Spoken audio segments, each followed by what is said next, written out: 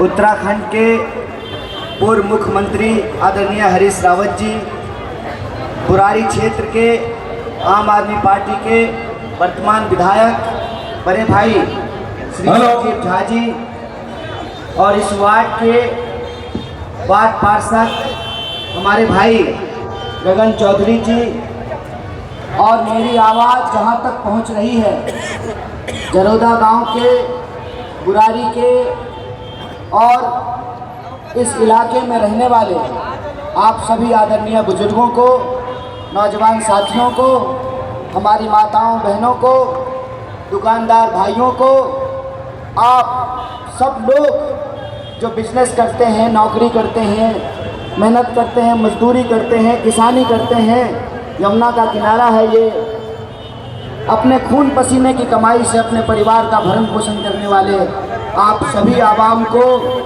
मैं बहुत बहुत अभिनंदन करता हूं और दिल की गहराइयों से आपको आभार व्यक्त करता हूं। कहते हैं ना, अगर आपकी नीयत ठीक हो तो बुरा करने वाला लाख कोशिश कर ले, आपका बाल बांका नहीं कर पाता है। आपको मालूम है, ये मीटिंग कैंसिल करने के लिए हर कोशिश कर ली गई, कुर्सियां हटा दी गई, मंच हटा दिया गया।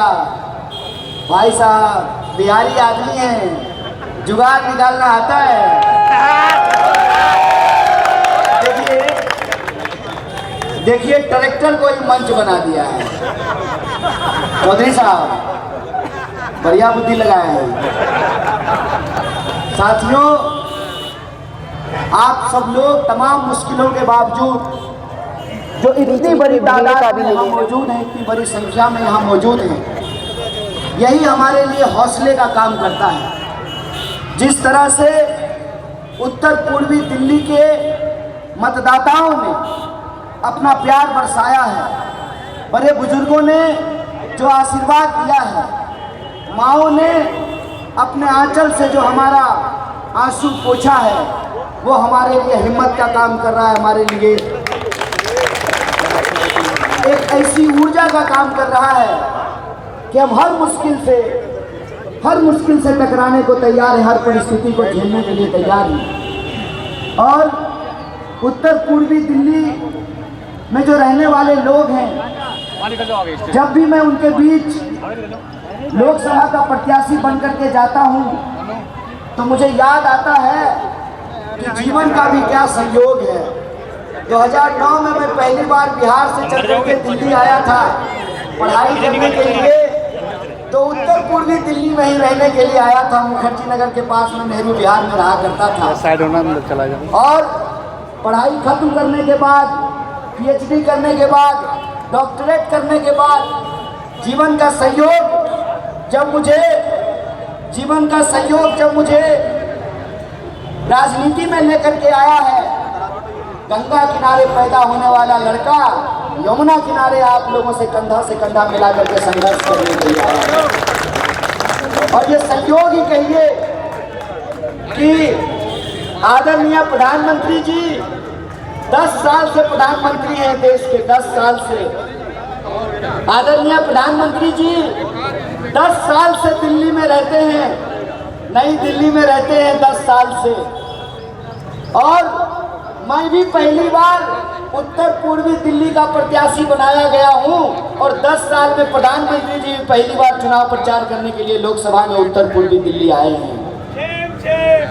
ये सहयोग मैं आप लोगों से इसलिए साझा कर रहा हूं कि कई बार नियति को कुछ तय करना होता है, कुछ तय होता है, और हमको लगता है कि तय ये है कि मनोज तिवारी जी 10 साल के भीतर जो उत्तर पूर्वी दिल्ली की जनता है, उनके उम्मीदों पे जिस तरीके से पानी फेरा है, नल में पानी नहीं आता है, लेकिन नाला से पानी बह रहा होता है। ये पुस्ता वाली सड़क रोज शाम को जाम होता है कि नहीं होता है? झूठ बोल रहे हैं हम, सही बोल रहे हैं ना? और जितने वादे किए थे, चाहे सेंट्रल स्कूल बनाने की बात हो मल्टी यही बगल में बनाना था, बना क्या? 15 लाख खाते में आया क्या? 2 करोड़ नौकरी मिली क्या? महंगाई कम हुई क्या? बताइए, जिनको 450 का सिलेंडर महंगा लगता था उनको 1200 का सिलेंडर सस्ता लग रहा है। यह जो परिस्थिति है, इस परिस्थिति में आप लोगों से मैं यही कहने के लिए आया हूं।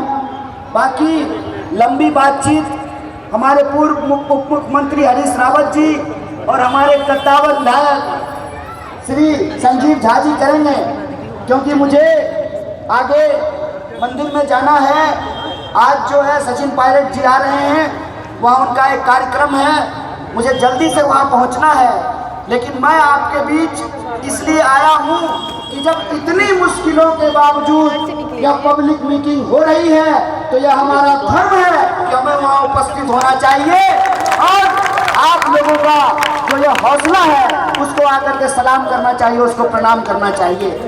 कभी मौका मिलेगा तो लंबी बातचीत करेंगे देश की हालत और परिस्थिति पे। अभी तो मैं बस आपको इतना कहने के लिए आया हूँ कि इस बार देश में एक परिवर्तन का माहौल है। इस बार तमाम विपक्षी पार्टियां, आम आदमी पार्टी और कांग्रेस पार्टी एकजुट होकर के दिल्ली में चुनाव लड़ रही है, क्योंकि हमारे लिए किसी को एमपी बनाना और किसी को प्रधानमंत्री बनाना इम्पोर्टेंट नहीं है। हमारे लिए इस देश का लोकतंत्र बचाना और संविधान बचाना इम्पोर्टेंट नहीं है। इसीलिए मैं आप सबसे आग्रह करना चाहता हूँ, अम्मा बैठी हुई है, घर से पढ़ने के लिए जब हम बाहर आए थे तो पहले तो माँ खाना पका के खिला देती थी, तो हमने रोटी पकानी सीखी जब बाहर आया। और जब रोटी पकाते थे तो रोटी को अगर समय पे नहीं पलटिएगा तो रोटी जल जाती है, और सत्ता को सही समय पर जवाब नहीं दीजिएगा तो सत्ता अहंकारी हो जाती है। और वही अहंकार का नतीजा है कि जब ये हमारे सवालों का जवाब नहीं दे पा रहे हैं तो ये हमारे ऊपर हमला करा रहे हैं। तो इनको हम कह देना चाहते हैं, आपको मुझे जितनी गालियां देना है दे लीजिए, आपको मेरे बारे में जितना झूठ बोलना है बोल लीजिए, आपको मेरे बारे में जितना आरोप लगाना है लगा लीजिए, लेकिन मुझे गाली देने से उत्तर पूर्वी दिल्ली का नाली साफ नहीं होगा। सांसद महोदय, 10 साल से आपने काम नहीं किया है, आपको अपने निकम्मेपन का जवाब देना पड़ेगा और उत्तर पूर्वी दिल्ली का जनता इस बार जवाब देगी और इस बार तानाशाही का जवाब वोट से देगी। मुझे पूरी उम्मीद है कि आप अगर बदलाव का मूड बनाए हैं, आप परिवर्तन करना चाहते हैं तो आपके हक और अधिकार के लिए आपके कंधे से कंधे मिला करके संघर्ष करेंगे। इन्हीं शब्दों के साथ मैं अपनी बात को समाप्त करता हूं। मुझे अगले कार्यक्रम में जाना है।